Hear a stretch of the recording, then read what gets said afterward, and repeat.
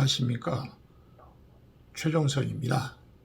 한국의 의문사 1호 서울대 법대 고 최종길 교수 고문 살해 및 간첩 투신 자살 조작 사건의 실질적 주역이며 몸통인 검찰공화국 대한민국의 검사들과 의문사 진상규명위원회 조사 1과장 검사 조남관의 자기 식구 감싸기와 사건 왜곡 및 조작 행위에 대하여 국민과 역사 앞에 고발합니다. 본론에 들어가기 전에 여러분의 이해를 돕기 위하여 당시의 시대적 배경과 중앙정보부 내부 상황에 대하여 말씀드리겠습니다. 1972년 10월 2일 박정희는 종신 독재를 위한 10월 유신을 발표하고 제야 정치인 김대중은 해외에 망명하여 반유신, 반독재 활동을 전개합니다. 이에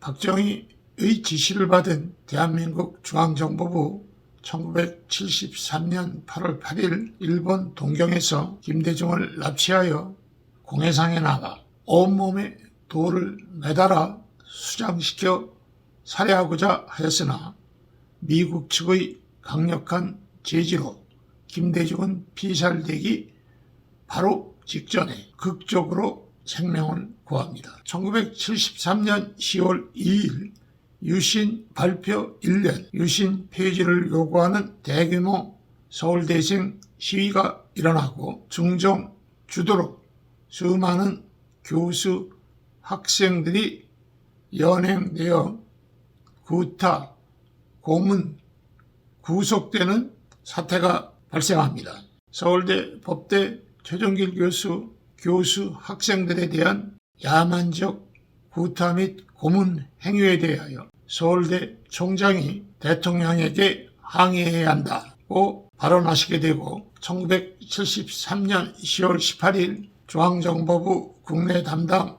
차장 검세 김치열과 대공수사국장 5국장 현역 검세 안경상 주도하에 최 교수를 고문 살해하고 간첩 및 투신 자살로 조작하는 천인공노할 만행이 자행됩니다. 당시 중정의 내부 상황은 이러했습니다. 최 교수 서거 당시 부장 이훈학은 허수아비였고 차장 김치열이 실질적인 실력자가 되는 권력 재편, 과도기 상황에 놓여 있었습니다. 이훈학이 몰락하고 권력이 김치열에게 넘어가는 그 과정에 세 개의 사건이 있는데 속칭 윤필용 사건과 김대중 납치 살해 미수 사건 그리고 가짜 정보보원 이희기 사건입니다. 우선 첫째로 윤필용 사건과 이훈학의 관계에 대하여 먼저 말씀드리겠습니다. 필동 남산 근처에 수도 경비사령부가 있었고 사령관은 윤필용 중장입니다. 남산이라고 불리는 중앙정보부에는 이훈학 부장이 있습니다. 독약을 지니고 생명을 걸고 평양에 가서 김일성을 만나고 왔다는 그 이훈학입니다. 그 밑에 참모들이 있습니다. 윤필용 밑에는 육군 준장 손영길이 있는데 육사 11기, 전두환, 노태우랑 다 동기들입니다. 이쪽에는 감찰실장 이재걸이 있는데 판사 출신 이훈학 부장의 조카예요. 그런데 손영길과 이재걸은 울산 어느 초등학교 동기 동창이에요. 한 사람은 군부의 실력자 윤필용의 참모장이고 한 사람은 나는 새도 떨어뜨린다는 중정 이훈학 부장의 감찰실장입니다. 남산 거기 철조망 하나 사이를 두고 수경사가 있고 중정이 있었습니다. 전화해서 야 만나자 하면 바로 길 건너 충무로 명동 이런 데서 맨날 밥 같이 먹습니다. 손영길 장군과 이재걸 감찰실장이. 그러다 보니까 어떻게 됩니까? 자기네 보스들끼리도 친해지지 않아요. 이훈학과 윤필용이 친해진 거예요. 밥도 먹고 술도 마시고 골프도 치고. 근데 박정희는 항상 불안한 게 어떤 놈이 내 자리를 치고 들어오면 어떻게 하나. 그래서 박정희는 항상 2인자를 세웠다가 다른 사람을 키우면서 지금의 2인자를 쳐내고 계속 2인자 바꿔치기를 하면서 권력을 유지하고 있는 거예요. 그런데 자타의 2인자라고 하는 이후락과 군부의 실력자라고 하는 윤필룡, 이것들이 너무 어울려. 너무 붙어다녀. 박정희가 보기에 아주 불안해. 이놈들 봐라. 이거 안 되겠는데. 이러던 중에 박정희가 골프 치러 가서 조인했던 서울신문 신범식 사장인가 하는 사람으로부터 윤필룡이 어느 술자리에서 이후락에게 각하는 노쇠하셨으니 이제는 형님이 그 뒤를 이어야 한다. 김춘추도 고구려 갔다 와서 신라왕이 되었는데 형님도 평양 갔다 왔으니 당연히 다음은 형님 차례라고 했다는 말을 들은 거예요. 그 말을 들은 박정희가 어땠겠어요? 노발대발 했다고 합니다. 그러면서 이놈들 가만둬서는 정말 안 되겠구나 이렇게 생각하고 보안사령관 강창성이를 불러 이놈들 데려다 조사해라 이렇게 된 거예요. 하루아침에 보안사 위원들이 윤필룡이 잡아가고 참모장 선영길이 잡아가고 중정에서는 감찰실장 이재걸이 잡아가고 서빙고에 가서 물 먹이고 고문하고 거기 들어가면 그때는 다 그랬잖아요. 그러면서 이후락의 전화는 보안사에서 다 도청하고 혹시 밖에라도 나가려 하면 보안사 검은 집차들이 앞뒤로 따라붙고 이후락은 이제 끝난 거예요. 하루는 제가 감찰실에 있는데 감찰실장이 부르더라고요. 전 아무개 실장인데 오래 그 자리에 있지는 않았어요. 당신 오늘 이후락이 세력을 파악해서 내일 아침까지 보고하라는 거예요. 원래 직원 인사 기록카드는 이문동에 있는 총무국에 있어요. 그런데 똑같은 전 직원 인사 기록카드가 남산에 있는 우리 감찰실 보안과에도 있습니다. 저 혼자 그 독방에 들어가서 밤 꼬박 새면서 수천 명 걸 다 뒤졌어요. 누구랑 같이 할 수 있는 작업이 아니에요. 자, 군 출신이면 병참이냐 아니냐. 이후락이 군 병참감 출신이었거든요. 병참 출신이면 다 골랐어요. 그 다음에 울산 출신이면 다 골랐어요. 그러면서 각각 그 개개인에 대한 동향 보고서가 붙어 있는데 그걸 면밀히 다 분석하고 그래서 100몇 명인가 추렸습니다. 그야말로 특명이지요. 이후락이 아직 현직에 남아있는데 이후락 부장 세력을 추종 세력을 발본 세곤하는 거예요. 다음날 아침에 그 리스트를 보고했습니다. 그날 저녁으로 그들 전원 모두 날아갔습니다. 100수십 명이 직권 면직 찍소리 한번 못하고. 그러면 그 특명이 누구에게서 왔겠습니까? 박정희로부터 차장 김철에게 직접 내려온 박정희의 특명인 거예요. 이후락이 이제 무슨 힘이 있습니까? 이제 정말 아무것도 아닌 거예요. 보안사로부터 전방위로 감시받고 있고 난 언제 잡혀가나 전전긍긍하고 있는 거예요. 그런데 박정희가 이후락을 빨리 데려다가 혼 좀 내줘 조사하라고 왜 못하냐. 이후락이 정치자금을 다 관리하고 주물렀거든요. 나중에 전두환이가 정권 잡고 나서 이후락을 조사하니까 이후락이 한 말 유명한 말 있잖아요. 나는 떡을 주무르다 보면 떡고물이 떨어진다. 난 그 떡고물 조금 챙겼다. 그게 몇백억이에요. 몇백억. 박정희 비자금 정치자금을 이후락이 다 주물렀다 이겁니다. 그러니 이 자식 잘 먹고 누리면 불어버리면 어떻게 해요. 그러니까 이러지도 못하고 저러지도 못하고 일단 그 똘마이들만 데려다 조사하는 거예요. 그런 상태의 중정입니다. 자, 그러면 이제 누가 실권자냐? 부장이 그런 상태니까 그 다음 실권자가 누구겠습니까? 차장 아닙니까? 차장. 그런데 차장이 2명 있어요. 국내 담당 차장, 해외 담당 차장. 해외 담당 차장은 이철이, 장영자의 남편. 이철이에 대해서는 다음에 다시 설명드리겠습니다. 자, 그러면 국내 담당 차장은 누구냐? 검세 출신 김치열. 김치열이 국내 담당 차장인 거예요. 완전히 실권을 잡았습니다. 이후락은 이제 있으나 마나고 이것이 이후락 몰락의 첫 단추가 되는 윤필령 사건입니다.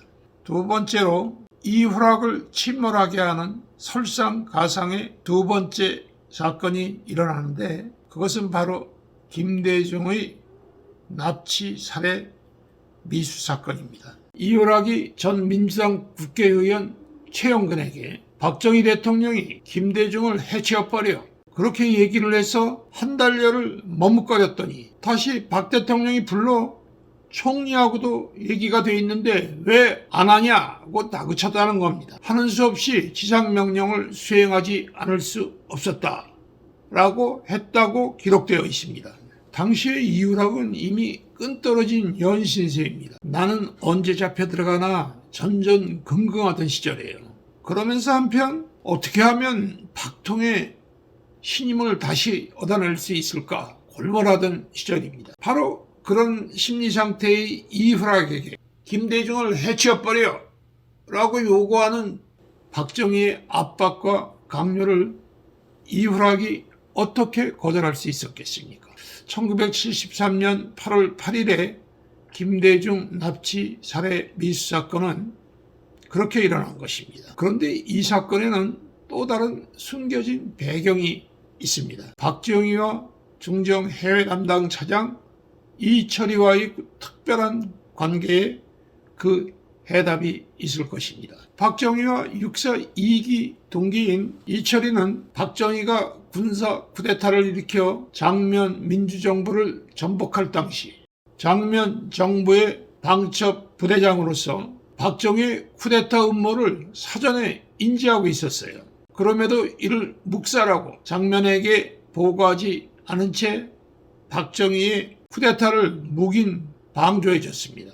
그런 인연으로 둘은 뗄래야 뗄 수 없는 가히 운명 공동체라 할 특별한 관계가 되었습니다. 앞에서 박정희와 이철이가 대한민국 육사 2기 동기라고 한 것에 대하여 그 시절을 잘 모르는 분들께서는 박정희가 우리 대한민국 육사 2기로 군 생활을 처음 시작한 것으로 잘못 알게 될까 두려워 잠시 팩트 체크하고 넘어가겠습니다. 화면에 보이는 웹 주소로 들어가면 일본 국회도서관에 보관되어 있는 다음과 같은 자료가 떠오릅니다. 이 자료에 근거하면 박정희는 일본이 중국 만주에 세운 일본 괴뢰 만주국의 만주 군관학교에 한 명의 만주국 군인으로서 만주국을 위해 나아가 조국을 위해 어떠한 일신의 영달을 바라지 않겠습니다. 멸사봉공, 개와 말의 충성을 다할 결심입니다. 라며 일본을 조국이라 부르고 개와 말의 충성을 다하겠다고 혈서까지 써 바치며 입학을 간청했다고 나와 있습니다. 일본 국회도서관에 마이크로 필름으로 아주 잘 보관되어 있습니다. 박정희는 그렇게 개와 말의 충성을 다하여 일본에 충성하며 일본 육사를 졸업하고 만주에서 독립군 때려잡는 일본군 골수 앞잡이로 활동했어요. 그러다 일본이 패망하자 자신의 구명을 위해 해방기의 혼란을 틈타 광복군의 자원 변신 입대하여 광복군을 따라 귀국한 후 대한민국 육사에 들어가 육사 2기로 신분을 탈바꿈했던 것인데 거기에서 일본 나가노 군사정보학교 출신 이철이와 육사 2기로 처음 만나게 됩니다. 박정희는 바로 그 이철이를 중정 해외 담당 차장으로 임명하여 중정의 해외 정보 및 공작을 총괄하게 하는 한편 또 다른 비밀 미션, 중정 부장 감시역을 맡김으로써 이들 사이에는 언제나 소통할 수 있는 비선 라인이 있었습니다. 여러분 한번 생각해 보십시오.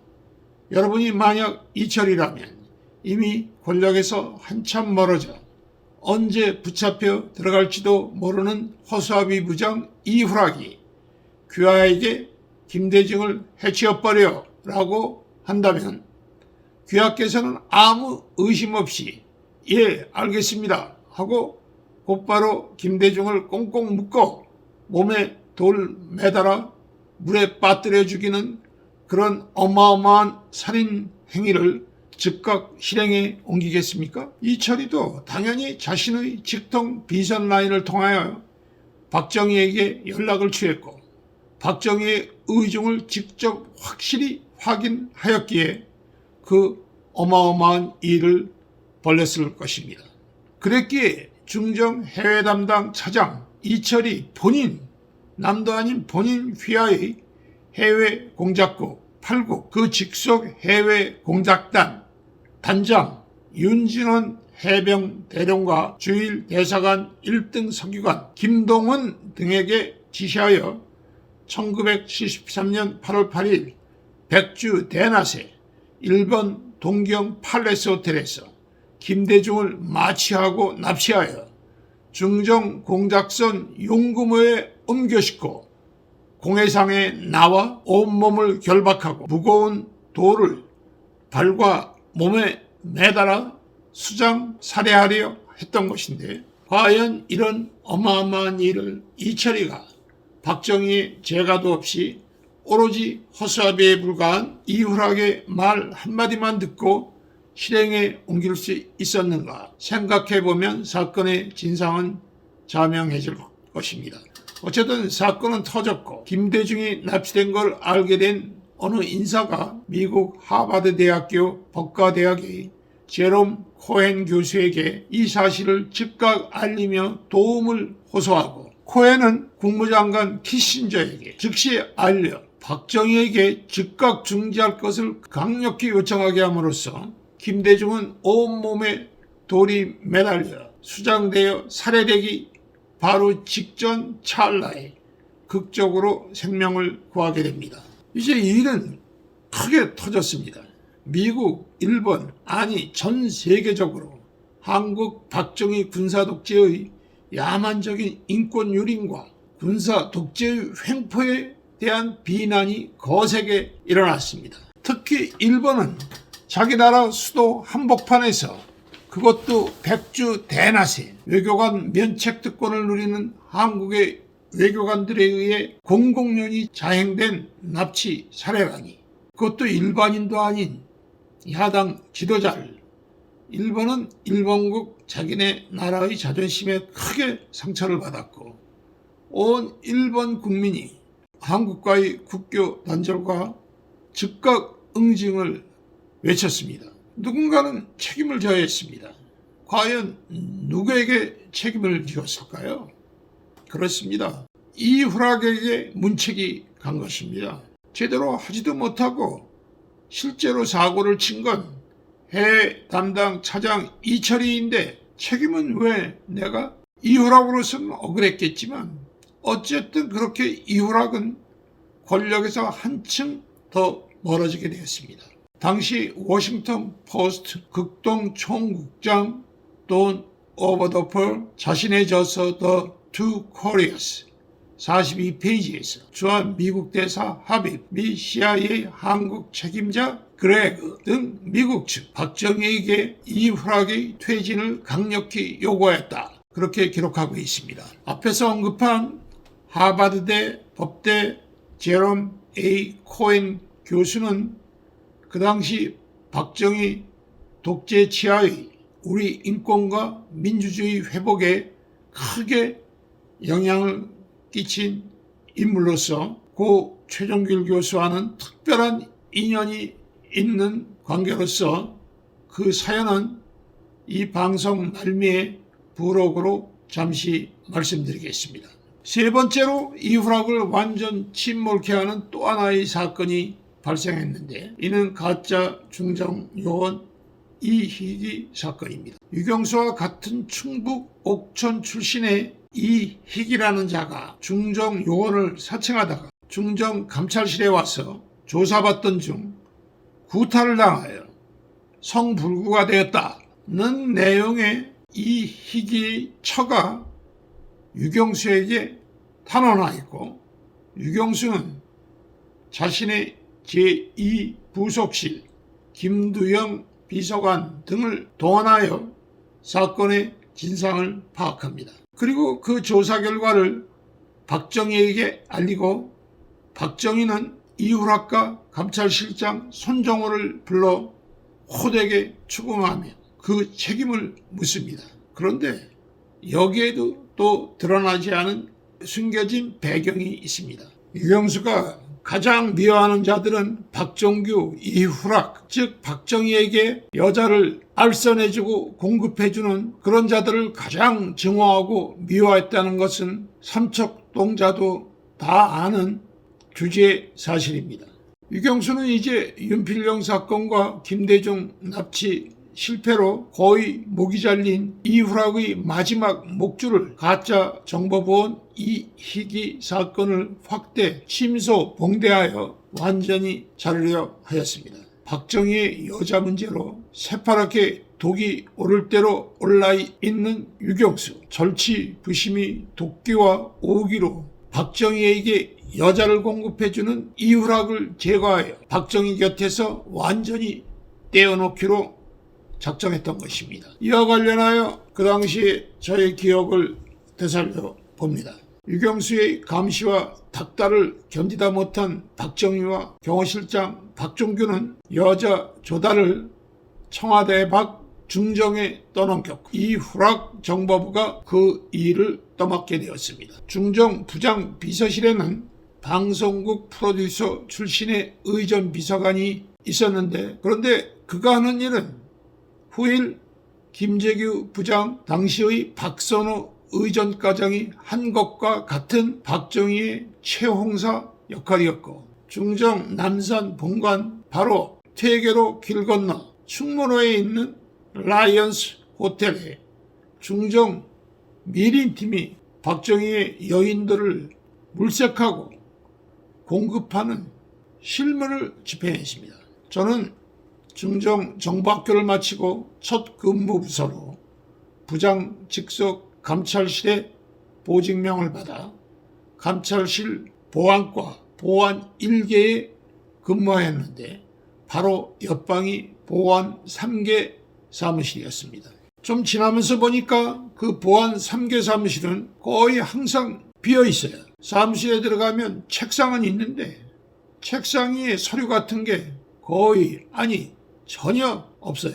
서류 속에 파묻혀 살던 우리 사무실과는 너무 다른 풍경이에요. 아침 정시에 출근하는 우리들과는 다르게 오후 늦게야 출근하는 인기척이 그 방에 들리는 거예요. 근데 출근해서도 뭐 서류 같은 걸 책상 위에 펼쳐놓고 일을 한다든가 그런 모습은 안 보여요. 뭐 잡담만 하다가 그러다가 휙 하고 나가버리면 그만해요. 이상한 건 또 있었어요. 모두가 권총을 휴대하고 있습니다. 총기는 필요할 때만 휴대하도록 규정되어 있는데, 그 친구들은 항상 권총 벨트에 실탄을 휴대하고 있었어요. 세월이 지나면서 헌병 대위 김 SS와 대화를 트게 되었는데, 어디로 휙 나가버릴 때면 제가 묶어냈어요. 어딜 가는 거야? 그때마다 그는 말없이 씩 웃고 그리고 나가버렸어요. 그럼 그만해요. 어딜 또 가는 거야? 하루는 제가 또 물었어요. 그랬더니 어딜 가긴 삼청각 보초 사러 가지. 그의 대답이었습니다. 그러면서 가까워진 그는 기생 파티 보초스로 육사 나왔나? 라며 자신의 처지를 한탄했습니다. 그 후 어떻게 되었을까요? 제가 감찰실을 떠난 이후 그의 소식을 듣지 못했습니다. 그의 상관 보안 3계장 이모 서기관은 교사 출신이었는데, 그 또한 자신의 처지와 맡은 직무에 회의가 깊었어요. 결국은 걷어차고 낙향해 버렸다는 소문을 들은 것 같습니다. 7.4 남북 공동성명은 1972년 7월 4일에 있었고, 삼청각 또한 그에 맞춰 1972년 준공되어 남북 적시자회담, 남북 조절이 회담, 그런 장소로 간혹 이용되어지기도 했던 것은 사실입니다. 그러나 기실은 박정희의 숨겨진 또 하나의 비밀 연회장, 색궁이었을 뿐입니다. 박정희는 남북 관련 무슨 중대한 비밀 회합이나 하는 양 유경수에게 안개를 피우고 경호실장 박종규와 극소수 경호인원만 대동하고 청와대를 빠져나옵니다. 다음은 중정부장 직속 감찰실 보안 3개가 주축이 된 중정경호팀이 삼천각에 박정희를 경호하는 것입니다. 그래서 헌병대의 김 SS는 저에게 기생 파티 보초스러 육사 나왔나 라며 자조 섞인 한탄을 했던 것입니다. 박정희가 가는 곳은 그게 어디가 되었 언제나 여자로 귀결되었는데 그러기도 참 쉽지 않은 일인데 말입니다. 김재규 부장의 박선우 의전과장이 이 일을 떠맡기 전 이후락 중정부장 당시에는 이와 같이 박정희에 대한 여자 공급과 경호가 이루어졌는데 그러나 유경수가 이를 모를 리가 없는 것입니다. 유경수는 자신의 제2부속실을 중심으로 한 나름대로의 정보망을 갖고 있었어요. 당시 이모 지경국장 등 경찰 조직을 주로 활용했어요. 박정희 청와대 밖 행적을 유경수는 손금보듯 훤하게 알고 있었어요. 박정희에게 여자를 공급해주는 이후락을 제거해버릴 절호의 기회를 유경수가 절대 놓칠 리가 없는 것이었습니다. 가짜 정보보안 이희기 사건에 제대로 걸려들었으니 그로 인해 중정감찰실 요원 여러 명이 옷을 벗었고 감옥에 가고 중정감찰실은 아주 쑥밭이 되었습니다. 이후락은 또한 권력으로부터 완전히 멀어져 나락으로 떨어지게 되었던 것입니다. 이로써 이후락은 완전 유명무실한 존재로서 보안사의 감시 통제하에 있었고 모든 실권은 국내 담당 차장 전직 검사 김치열에게로 넘어갑니다. 이와 같이 박정희 주변 제2인자 세력 재편이 이루어지는 과도기 상황에서 원로 검사 출신 차장 김치열이 반 이후락계 위 남산의 부장들 그 책에서는 김종필, 박종규, 신직수 등을 반 이후락계로 거명했습니다. 그 반 이후락계의 지원을 받은 원로 검사 출신 국내 담당 차장 김치열이 KCIA 대한민국 중앙정보부의 주도권을 완전 장악하여 현직 검사로서 중정 대공수사국 5국 국장 안경상이 정보부 내 실세로 새로이 급부상하였습니다. 이제 검사들이 완전히 중정의 실권을 잡게 된 거죠. 그런데 사람들이 칼자루를 쥐면 어떤가요? 휘두르고 싶죠. 완장을 찾잖아요. 뻐기고 싶잖아요. 칼자루를 쥐어준 박정희에게 보답하고 싶고 잘 보이고 싶고 공을 세우고 싶잖아요. 김치열과 안경상 이 두 놈의 검사들이 박정희의 신임 얻기와 공 세우기에 급급하여 저지른 사건이 유럽 거점 간첩단 사건이고 최종길 교수를 고문 살해하고 간첩이며 투신 자살이라고 조작하는 천인공노할 살인 만행이 자행된 것입니다. 최 교수를 고문치사한 고문수사관들 김상원, 차철권, 변영철, 고병원, 안흥용, 장송록 등은 원로 검사 중앙정보부 차장 김치열과 대공수사국 국장 현역 검사 안경상의 고문해설에도 간첩단을 조작하라는 지시에 따라 고 최 교수를 무참히 고문 살해하였던 것입니다. 최 교수 사후 최 교수를 간첩 그리고 투신자살이라고 조작하도록 계획하고 지시한 지휘자 그래서 과실범이 아닌 천인공노할 완전 확신범 고의범들은 중정 차장 원로 검사 김치열 중정 대공수사국 국장 현역 검사 안경상 등 검사들입니다. 최 교수 사체 검시를 지휘하면서 고문의 흔적은 없다. 투신 자살이 확실하다고 최 교수 사인을 은폐하고 조작하도록 지휘한 최 교수 사체 부검 지휘 검사는 당시 서울지검 공안부 이창우 검사이고 1988년 진상 재조사 당시 제2의 은폐 왜곡주역 담당은 서울지검의 김상수와 장모 검사들. 2001년 의문사 진상규명위원회에서의 진상규명 방해 및 왜곡 조작, 자기네 검찰조직 감싸기의 주역은 조사 1과장 검세 조남관입니다. 일단 여기에서 이만 검찰공화국 대한민국의 검사들 제1부를 마치겠습니다. 앞에서 내용 중에 부록으로 따로 떼어 말씀드리겠다고 공지하였던 하버드대학 법과대학의 제롬 코엔 교수와 저희 서울대 법대 고 최 교수의 인연 관계에 대하여 잠시 지면을 빌러 말씀드리겠습니다.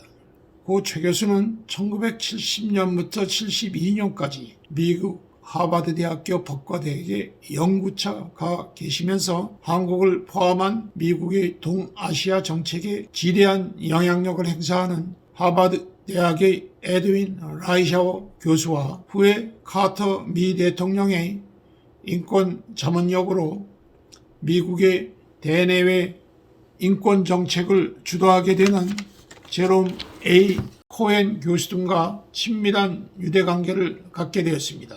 그러한 그들이 고 최 교수의 돌연한 비극적인 죽음에 대하여 깊은 슬픔과 분노 그리고 의혹을 갖게 되는 것은 어찌 보면 너무나 당연하다 할 것입니다.